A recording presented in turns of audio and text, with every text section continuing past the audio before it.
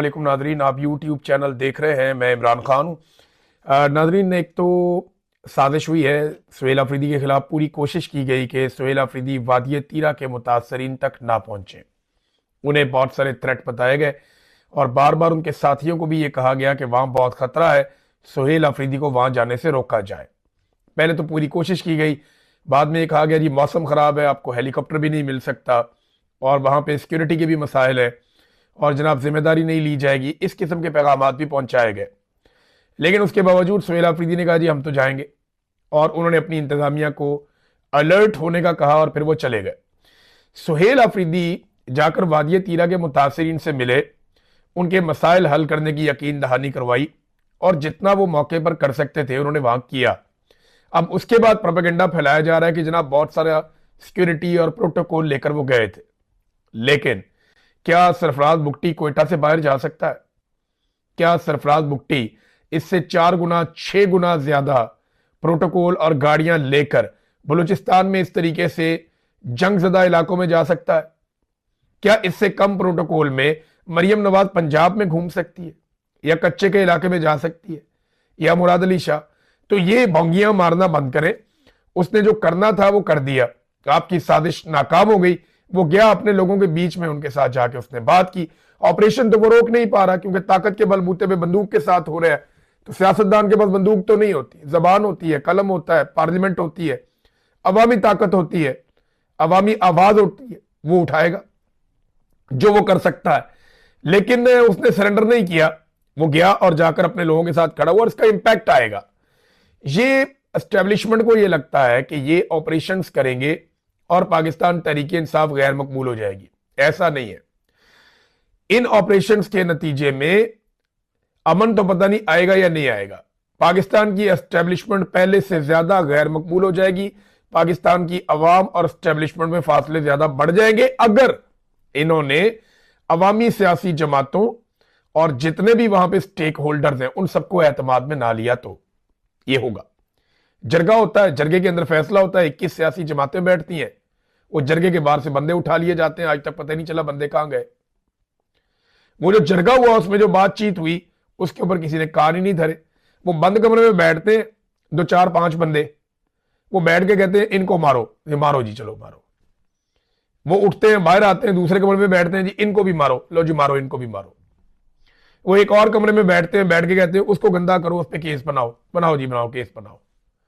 तो ये जो बंद कमरों के फैसले, इनमें इंसाफ नहीं है, कानून नहीं है, लॉजिक नहीं है।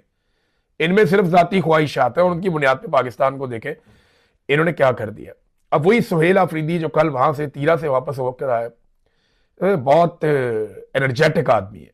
इमरान खान ने सही पॉलिटिकल ट्रेनिंग की है इन लोगों की।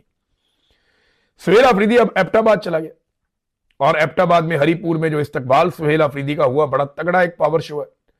पाकिस्तान तहरीक इंसाफ का ये तस्वीर आप देखें, ये मनाजिर आप देखें। दर्जनों तस्वीर सुबह से मेरे पास आई हैं, मनाजिर आए हैं। बहुत बड़ी तादाद में लोगों ने वेलकम किया है और ये एबटाबाद है। यहां अभी पीएमएलएन को एक इलेक्शन जबरदस्ती जितवाया गया है, यानी उमर अयूब साहब की अहलिया को इलेक्शन हरवाया गया और अजीबोगरीब किस्म का इलेक्शन हुआ। तो इलेक्शन कमीशन ने या मिलिट्री एस्टेब्लिशमेंट ने यह बताया कि जहां पे पीटीआई की हुकूमत है हम वहां पे भी अपनी एक सीट छीन सकते हैं, हमारा दिल करे तो। उन्होंने छीन के दिखा ली। तो अब वहां पे जिस किस्म की मोबिलाइजेशन, और मैं इसको मोबिलाइजेशन कहूंगा, ये जो पार्टी की जिम्मेदारी है वो अभी तक अदा नहीं हो रही। याद रखिएगा ये दो अलग अलग चीजें हैं। स्ट्रीट मूवमेंट का इमरान खान साहब ने सुहेल अफरीदी को कहा है। सुहेल अफरीदी उसका मोमेंटम बनाने के लिए मोबिलाइजेशन कर रहे हैं, हर जगह जा रहे हैं। लेकिन जो पार्टी की रिस्पॉन्सिबिलिटी है कि उस मोबिलाइजेशन को चैनलाइज किया जाए, हर गली मोहल्ले में बाकायदा मेंबर्स को बताया जाए कि तुमने क्या करना है, तुमने क्या करना है, तुमने क्या करना है, और लिस्टें बने, चीजें बने, जिस तरीके से आगे चलना है वो सारी, वो प्रोसेस अभी शुरू नहीं हुआ। उसके बारे में मेरी इंफॉर्मेशन के मुताबिक अभी काम नहीं हुआ। लेकिन इस मरतबा सुहेल अफरीदी का, क्योंकि पिछली मरतबा तस्वीर बड़ी वायरल हो गई थी कि 4 5 नौजवान सुहेल अफरीदी, शाहिद खटक, मीना खान और शफीउल्लाह जान ये गाड़ी पे खड़े हैं, तो वो बहुत वायरल हो गया था। तो इस मरतबा क्या किया गया कि गाड़ी के ऊपर और लोग भी चढ़ गए।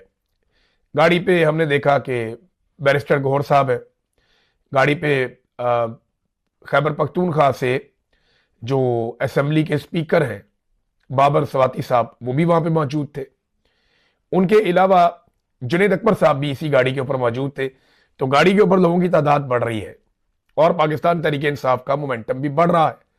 अब ये एहतजाजी तहरीक को किस नहज तक ले जाते हैं, ये आने वाले दिनों में आपको पता चलता जाएगा, क्योंकि मोबिलाइजेशन तो बहुत अच्छी हो रही है, लेकिन ग्राउंड के ऊपर जो अंदर काम होता है एक पॉलिटिकल पार्टी का, कि जो पॉलिटिकल पार्टी के ओहदेदारान जहां ग्रास रूट लेवल तक जाके टच करते हैं, वो कहां तक पहुंचा मामला, और वो जो प्लानिंग है वो कहां तक पहुंची, वहां पे अभी कोई ऐसी इतला नहीं है।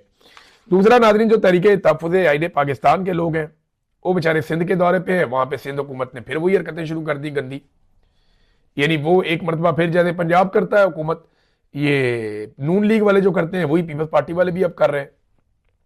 रुकावटें डाल दी, गाड़ियां खड़ी कर दी, क्रैकडाउन कर दिया, तो सिंध में भी हुकूमत वही गंद मार रही है। हमने कुछ विजुअल देखे, यहाँ पे लोग कश्तियों के अंदर बैठ बैठ के अब इलाके क्रॉस कर रहे हैं, सड़कें बंद कर दी गई हैं। लेकिन वो कह रहे हैं जी इंटीरियर सिंध में हम अपनी पॉलिटिकल एक्टिविटीज करेंगे। हैदराबाद से उनके रास्ते बंद किए गए थे, पाकिस्तान तहरीक इंसाफ के झंडे लेकर लोग निकले हुए हैं सिंध में एक मरतबा फिर। तो एक मोमेंटम तो चल रहा है, तहरीक तहफ़्फ़ुज़ आईन पाकिस्तान के लोग भी काम कर रहे हैं, पीटीआई के लोग भी काम कर रहे हैं, और दूसरी जानिब हुकूमत भी जो कर सकती है वो करती चली जा रही है। अब पाकिस्तान की जो एस्टेब्लिशमेंट की इस वक्त तरजीहात है वो आप ये देखें कि ईमान मजारी को और हादी अली चट्ठा को हर सूरत में गिरफ्तार कर लिया जाए। अब वहां पे वकील गए इनके अदालत में, उन्होंने अदालत में कहा कि जनाब कोई गुंजाइश निकालें, हम उनको गिरफ्तार करवा लेते हैं, वो अपने आप को खुद सरेंडर कर देते हैं, तो इसकी तो इजाजत दें कि ये दोनों वकला साहिबान अपने आप को खुद सरेंडर करना चाहते हैं। तो अदालत ने ये इस्तदा भी मुस्तरद कर दी, नहीं इनको पकड़ के लाओ। मेरी हमारे सहाफी हैं नादिर बलोच साहब, उनसे बात हुई, उन्होंने कहा जी कि ईमान मजारी वाकई बीमार है और उनकी तबीयत काफी खराब है, लेकिन इसके बावजूद वो गिरफ्तारी से घबरा नहीं रही। वो ये कह रही हैं ठीक है अगर गिरफ्तारी करना है तो ये हमें गिरफ्तार कर ले, लेकिन उन्होंने सरेंडर करने की दरखास्त दी जिसे मुस्तरद कर दिया गया अदालत की जानिब से। यानी एस्टेब्लिशमेंट ये चाहती है कि घसीट के ही गिरफ्तार किया जाए। साहब बहादुर का हुक्म जो आ गया तो ठीक है कर ले आप, आपने इससे पहले बेशुमार पाकिस्तानियों को गिरफ्तार किया। मारंग बलोच जो पाकिस्तान की बेटी है वो इस वक्त जेल में है। यास्मीन राशिद साहिबा इस उम्र में नवाज शरीफ को शिकस्त देने के बावजूद जेल में है। सनम जावेद और फलक जावेद दोनों बहनें, कसूर क्या उनका, वो सवाल उठाती हैं, वो दोनों भी जेल में हैं, आप उनको नहीं तोड़ पाए। इमरान खान की अहलिया जेल में है, तो अब आप ईमान मजारी को पकड़ के आप क्या निकाल लेंगे। आप ईमान मजारी को जब अंदर करेंगे ना, गिरफ्तार करेंगे, तो जिस कद के साथ आप गिरफ्तार करेंगे ये ज़हनी तौर पे आप तैयार रहिएगा, जब ये पाकिस्तान की बेटी बाहर आएगी ना तो इसका कद 4 गुना बड़ा होगा कम से कम। ये आप अपने दिमाग में बिठा लें, फिर जो मर्जी आप करते रहिएगा। नाज़रीन, पाकिस्तान के अंदर लगातार जो पाकिस्तानियों के साथ किया एस्टेब्लिशमेंट ने, उसकी वजह से जो टेक्सटाइल का शोबा है, ये सिर्फ मैं फैसलाबाद की आपको बात बता रहा हूं, यहां पे 2 लाख अफराद बेरोजगार हो गए। और ये बात किसका, पाकिस्तान का वो मीडिया कर रहा है जो सरकारी मीडिया है, यानी जो वुजरा के अपने चैनल हैं वो बता रहे हैं कि जनाब टेक्सटाइल इंडस्ट्री मुकम्मल तौर पे पाकिस्तान की तबाह हो गई। अब मोहसिन नकवी के और अलीम खान के चैनल भी ये बताने पे मजबूर हो गए हैं कि पाकिस्तान में मईशत मुकम्मल तौर पे तबाह हो गई। अलीम खान वालों ने बड़े पैसे कमाए थे इमरान खान साहब के दौर में, उससे पहले मुशर्रफ साहब के दौर में भी बहुत पैसा बनाया था, इकॉनमी चल रही थी ना, तरक्की हो रही थी, तो ये कंस्ट्रक्शन इंडस्ट्री बड़ी जबरदस्त चल रही थी, रियल स्टेट कारोबार भी चल रहा था। अब रियल स्टेट को भी धक्का नहीं लग रहा और लोग प्लाट खरीदने के लिए तैयार नहीं है, तो घर कौन बनाएगा और कौन खरीदेगा, ये वहां पे हालात पैदा हो गए। पंजाब में और पाकिस्तान पूरे में आप ये सूरत हाल देख लें कि 15 साल के अंदर जो ट्रैक्टर बिके हैं पाकिस्तान में, उनसे सबसे कम ट्रैक्टर 2025 में बिके। ये किसान की हालत है, किसान की कुव्वत खरीद इन्होंने खत्म कर दी। देखें, जब कुव्वत खरीद होती है तो वो नया ट्रैक्टर लेता है ना किसान। पाकिस्तान तहरीक इंसाफ के दौर में ये तादाद बड़ी थी ट्रैक्टर खरीदने की। इसी तरह किसान की कुव्वत खरीद पाकिस्तान पीपल्स पार्टी के दौर में भी बेहतर थी, परवेज मुशर्रफ के दौर में भी बेहतर थी। नवाज शरीफ का दौर आता है तो किसान की जो कुव्वत खरीद है वो कम हो जाती है। 2013 से 2017 तक नीचे चला जाता है किसान। 2018 में वापस ऊपर जाता है, जब नवाज शरीफ से जान छूटती है, शाहिद खान अब्बासी आते हैं, बाद में इमरान खान आते हैं, तो किसान फिर टेक ऑफ करता है। इमरान खान साहब के दौर में ट्रैक्टर ठीक बिकते रहे, लेकिन रिजीम चेंज ऑपरेशन के बाद लगातार इनके बिकने की नीचे की जानिब सूरत हाल जा रही है। जहां पे 60,000 तक ट्रैक्टर बिक जाता था, इससे ज्यादा बिक जाता था एक साल में, वहां अब 24,724 ट्रैक्टर सेल हुए। इसके बावजूद कि मरियम नवाज ने अपनी शक्ल लगा के किसान कार्ड और ट्रैक्टर कार्ड टाइप के वो कार्ड भी जारी किए कि जनाब आप ये ट्रैक्टर ले लें। इसके बावजूद लोगों की कुव्वत खरीद नहीं है, लोग नहीं खरीद पा रहे। आप जरा खैबर पख्तूनख्वा के साथ मवाजना तो चेक करें, और ये मैं नहीं कह रहा, ये मवाजना इंटरनेशनल आया है, ट्रांसपेरेंसी इंटरनेशनल ने यह मवाजना किया है पाकिस्तान के सूबों में कारकर्दगी का। ट्रांसपेरेंसी इंटरनेशनल के मुताबिक ये जो 2025 गुजरा है, इस साल में सबसे कम करप्शन खैबर पख्तूनख्वा में हुई है। बलूचिस्तान में, सिंध में और पंजाब में खैबर पख्तूनख्वा की निस्बत ज्यादा करप्शन हुई है। तो सबसे कम करप्शन किसने की? खैबर पख्तूनख्वा में इमरान खान साहब की हुकूमत ने। आधा टाइम गंडापुर का था, बाकी टाइम जो है वो सुहेल अफरीदी का है। तो इन्होंने करप्शन सबसे कम की है। सबसे ज्यादा ग्रोथ कहां पे हुई, तरक्की किसने सबसे ज्यादा की? वो भी खैबर पख्तूनख्वा ने सबसे ज्यादा की है। यानी पंजाब से ज्यादा तरक्की कर रहा है, पंजाब से कम करप्शन कर रहा है, ये खैबर पख्तूनख्वा है। हालांकि खैबर पख्तूनख्वा के ऊपर तजर्बात मुसल्लत किए हुए थे, ऑपरेशन कर दो, उधर ऑपरेशन कर दो, ये रोड बंद कर दो, उसको उठा के ले आओ, इसको उठा के ले जाओ, इसके वजीर आला पे पर्चा करवा दो, इसके वजीर पे पर्चा करवा दो, एंटी करप्शन को डंडा दिया हुआ कि तुम इसके ऊपर पर्चा दो, तुम उसके ऊपर पर्चा दो। किसी को काम नहीं करने दे रहे, रोजाना धमकी लगाते हैं हुकूमत गिरा देंगे। वहां पे एक हुकूमत भी तब्दील करनी पड़ गई, एक वजीर आला भी तब्दील करना पड़ गया, काबीना दोबारा बनानी पड़ गई इनकी हरकतों की वजह से, लेकिन इसके बावजूद वो सबसे अच्छा परफॉर्म कर गया। अब एक तरफ ट्रांसपेरेंसी इंटरनेशनल की रिपोर्ट है और एक तरफ डीजी आईएसपीआर और फील्ड मार्शल आसिम मुनीर की ख्वाहिशात है। वो जब बोलते हैं कहते हैं जी पंजाब बहुत अच्छा काम कर रहा है, वो जब बोलते हैं कहते हैं जी सिंध बहुत अच्छा काम कर रहा है, वो जब बोल करते हैं वो कहते हैं जनाब बलूचिस्तान की मिसाल ले लें आप, खैबर पख्तूनख्वा को हमेशा नीचा दिखाते हैं, खैबर पख्तूनख्वा के खिलाफ हमेशा घटिया बात करते हैं।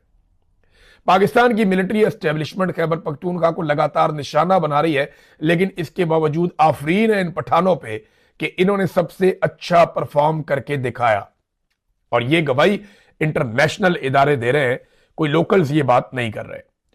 नादरीन, एक और पाकिस्तान में प्रॉब्लम है, ये जो हमारे नीम हकीम किस्म के लोग हैं ना, हमारी सहाफत में, दानिश्वरी में, इन्होंने भी पाकिस्तान को बहुत नुकसान पहुंचाया। मैं सुहेल वड़ाई साहब का एक वो क्लिप पढ़ रहा था, छोटा सा वो आया हुआ था टेक्स्ट। वो कहते हैं जी पाकिस्तान में तरक्की का पहिया चल रहा है और इसका एक सबूत ये है कि पीआईए बिक गई और जो पीएसएल है वो बिक गई, उसकी 2 टीमें। यार हद हो गई आपकी, इंडस्ट्री बंद हो गई लेकिन पीआईए बिक गई, बड़ी अच्छी बात है। पाकिस्तान में किसान डूब गया लेकिन पीआईए बिक गई, बहुत अच्छी बात है। पाकिस्तान के अंदर आधा पाकिस्तान गुर्बत की लकीर से नीचे चला गया लेकिन पीआईए बिक गई, मईशत ठीक हो गई। भाई ये किस तरह के दानिश्वर हैं जो पाकिस्तान पे मुसल्लत कर दिए? ये तो बड़े लोगों के चमचे लगते हैं।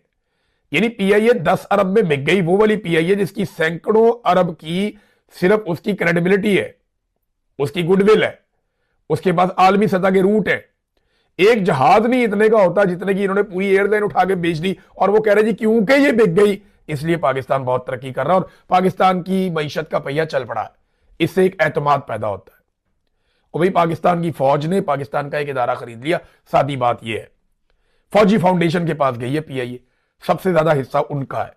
तो इस किस्म के जो दानिश्वर है ना, जिनको मईशत की अलिफ बे का भी नहीं पता, वो दानिश्वरी झाड़ रहे हैं पिछली कई दहाइयों से। इसलिए पाकिस्तान यहां, ये बूमर्स पाकिस्तान की जान छोड़े और पाकिस्तान को नौजवानों के हवाले करें ताकि पाकिस्तान आगे बढ़े, या नई सोच को कम से कम आने दें, या कम से कम अपने दिमाग में नई सोच तो लेकर आए। वो देखे ना इमरान खान ने अपने आप को कैसा नए दौर के साथ एडजस्ट किया है, उसने नए उलूम के साथ अपने आप को एडजस्ट किया है, उसने यंग जनरेशन के साथ अपने आप को एडजस्ट किया है।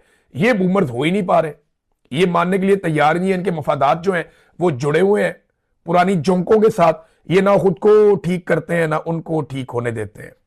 नाजरीन, यहां कुछ सवालात हैं वो मैं बाद में आपके साथ रखता हूं, लेकिन डीजी आईएसपीआर ने इस्लामिया यूनिवर्सिटी बहावलपुर का दौरा किया। उनका इस्तकबाल किया गया इंतजामिया की जानिब से, चादर वादर पहनाई हुई है। लेकिन एक मरतबा फिर DGISPR का जो खिताब है वो भी, और सवाल और जवाब वो अभी जारी नहीं किए गए। हो सकता है वो मुस्तकबिल में जारी किए जाएं उसकी एडिटिंग करने के बाद। लेकिन DGISPR को ये करना क्यों पड़ता है? देखिए, इनसे बयानिया नहीं बन रहा। ये नौजवानों को जाके पर्सनली मिलते हैं कि अगर चलो एक यूनिवर्सिटी में 10 बच्चे भी मिल जाएं, 20 बच्चे भी हमारे बयानिए पे आ जाएं हजारों में से, तो चलो कम से कम हमारा बयानिया उठाने वाले लोग तो पैदा हो जाएंगे। लेकिन ये हो नहीं रहा। देखिए, पढ़ा लिखा नौजवान आपका सौदा खरीदेगा नहीं, और जो पढ़ा लिखा नहीं है वहां तक आपका सौदा पहुंचेगा नहीं। ये है प्रॉब्लम। आप यूनिवर्सिटियों में ही जा सकते हैं, गली मोहल्लों में तो जा नहीं सकते। लोगों का रिएक्शन आपको पहले ही पता है। तो अब चंद चीजें हैं जो पाकिस्तान के पढ़े लिखे नौजवान बड़ी अच्छी तरह जानते हैं। नंबर एक, आप जितनी मर्जी उनके सामने तबलीग करें, जितना मर्जी आप जाकर उन्हें बताएं कि जनाब पाकिस्तान में इमरान खान इतना बुरा है, सियासतदान इतने बुरे हैं, मिलिट्री एस्टेब्लिशमेंट की ये कुर्बानियां हैं, वो चंद चीजें तो नौजवान जानते हैं।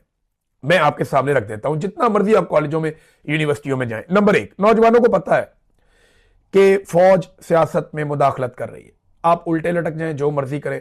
इंजीनियर मोहम्मद अली मिर्जा ने कहा कि आप सारे कोर कमांडर काबे की छत पे खड़े होकर हलफ उठाए ना, फिर भी लोग शायद माने, मुश्किल ही है कि फौज सियासत में किरदार अदा नहीं कर रही। तो नौजवान जानते हैं कि फौज सियासत में किरदार अदा कर रही है, जो उनके हलफ से गद्दारी है। नंबर एक, अब जो मर्जी करें वो नहीं मानेंगे। नंबर दो, क्या पाकिस्तान तरक्की कर रहा है? आप जो मर्जी उनको कहानी सुनाएं, वो ये मानने के लिए तैयार नहीं है, क्योंकि वो बाहर निकलते हैं, अपने आसपास देखते हैं, उन्हें पता है कि पाकिस्तान तरक्की नहीं कर रहा, पाकिस्तान तनज़ली की तरफ जा रहा है, और उसके जिम्मेदार आप भी हैं।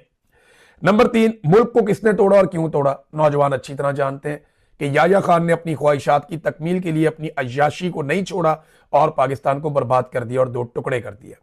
सबसे बड़ा रिस्पॉन्सिबल वही आदमी था। हमूद रहमान कमीशन रिपोर्ट उठा के आप देख लें। नंबर चार, इमरान खान का जुर्म क्या है? नौजवान ये भी जानते हैं। उसका जुर्म सिर्फ पाकिस्तान की मिलिट्री एस्टेब्लिशमेंट और जर्नैलों से पंगा लेना है, और उसका कोई जुर्म नहीं है। तो आप जो मर्जी सौदा बेचे, नौजवानों को पता है इमरान खान का जुर्म क्या है। नंबर पांच, इलेक्शन क्यों और किसने चोरी किया? क्योंकि ये नौजवान वोट डालकर आए थे, इनका इलेक्शन चोरी हो गया। तो इलेक्शन क्यों और किसने चोरी किया, इसका जवाब आप नहीं दे पाएंगे कभी भी। तो नौजवान जानते हैं। नंबर छह, पाकिस्तान में इंसानी हकूक की पामालियां हो रही हैं। नौजवान अपने आसपास देखते हैं, खबरें सुनते हैं, सोशल मीडिया देखते हैं, तो उनको पता है कि DGISPR में जो मर्जी कहानी सुनाए, पाकिस्तान के अंदर इंसानी हकूक की बदतरीन पामालियां हो रही हैं, जिनमें पाकिस्तान की मिलिट्री एस्टेब्लिशमेंट बराह रास्त मुलव्वस है। फिर एक्सटेंशन का मामला हो, इस्तिस्ना का मामला हो, मीडिया और अदलिया पे कंट्रोल का मामला हो, करंट अफेयर्स के सारे मामला, तरमीमें जो की गई आइन के अंदर, जो ऑपरेशन हैं, जो मादनियात हैं, वसाइल पे कब्जा है, ये सारी चीजें पाकिस्तान की यूथ को अच्छी तरह याद है। अब वक्ती तौर पे जाएं, नौजवान बैठ के आपकी बात तो सुन लेते हैं। ये उनकी मेहरबानी है कि वो आपकी बात सुन लेते हैं। बाद औक़ात आपसे सवाल करना भी चाहें तो कई दफा अपने असातिज़ा की वजह से, उनकी इज्जत की वजह से, या उनकी नौकरी की वजह से वो नहीं करते। लेकिन वो आपको अच्छी तरह जानते हैं और अच्छी तरह पहचानते हैं। आप उनके दिल में झांक कर नहीं देख सकते, एक सियासतदान देख सकता है। कम से कम मेरी इंटरेक्शन तो बहुत होती है लोगों के साथ, मुझे पता है कि लोग आपको क्या कहते हैं। आपके वहां से निकलने के बाद नौजवान जो आपके बारे में सोचते होंगे, अगर वो लिख दें ना, तो आपको लग पता जाए कि नौजवानों के साथ जो आप कर रहे हैं उसका नतीजा क्या निकल रहा है। अभी नौजवानों को एक और चीज के लिए तैयार रहना पड़ेगा। ये मैं पाकिस्तान के नौजवानों को कह रहा हूं, अब तैयार रहें। ये आपके खिलाफ एक बड़ी साजिश करने का मंसूबा बना रहे हैं। ये करना ये चाहते हैं कि वोटर की उम्र को 18 साल से बढ़ाकर 25 साल तक कर दें, यानी 7 साल तक कई लोगों को निकाल दिया जाए, वो वोट ही नहीं डाल सकते। 18 साल, 19 साल, 20 साल, 21 साल, 22 साल, 23 साल, 24 साल,